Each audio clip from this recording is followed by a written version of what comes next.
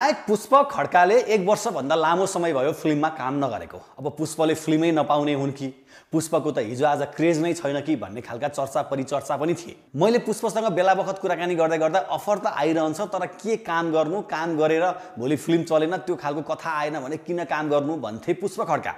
अब उनी चलचित्र महाराज धिराजमा देखिने भएका छन् दर्शक।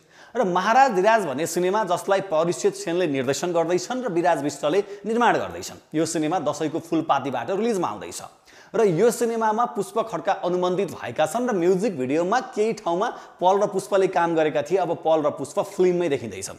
के भन्छन् पुष्प खड्का एकैछिन सुन्नुहोस् त। नमस्कार, चलचित्र महाराज धिराजमा म पनि जोडिएको छु। यस भिडियो मार्फत हजुरहरू सबैलाई सार्वजनिक गरेका छौं।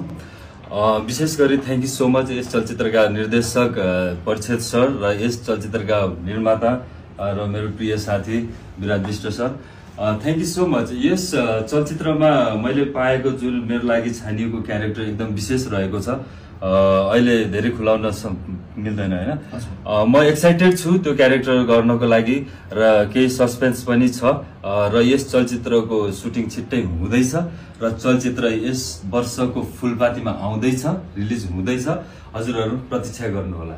ल हेर्नुहोस्, पुष्प उत्साहित छन् र पल शाहसँग उनी पर्दा फेरि सेयर गर्दैछन्। एकपटक म्युजिक भिडियोमा गरेका थिए, फिल्ममा गर्दैछन्। यसपछि यो फिल्ममा तपाईँले हेर्नु भने रमेश उप्रेती छन्, आर्यन सिग्देल छन्, जय किशन बस्नेत छन्, त्यस्तै गरी वर्षा राउत, वर्षा शिवाकोटी।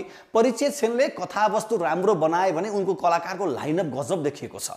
यसले दशैंमा अरू सिनेमासँग जुझ्दै गर्दाखेरि महाराज धिराजलाई कलाकारको कारणले गर्दा पनि एक प्रकारको हाइप क्रिएट गर्नलाई सजिलो हुन्छ भन्ने मेरो बुझाइ छ। हेरौँ भोलि के हुन्छ। तर सिनेमामा पल शाह मुख्य भूमिकामा छन् र पुष्प खड्काले म्युजिक भिडियोमा त थुप्रै काम गरे यो 1 वर्षमा, तर अब उनी फिल्ममा फेरि आएका छन्। आशा गरौँ उनको अभिनयलाई नेपाली फिल्मका मेकरले, दर्शकले राम्रोसँग पहिचान गर्नेछन् र उनले आगामी दिनमा राम्रा फिल्ममा काम गर्नेछन्।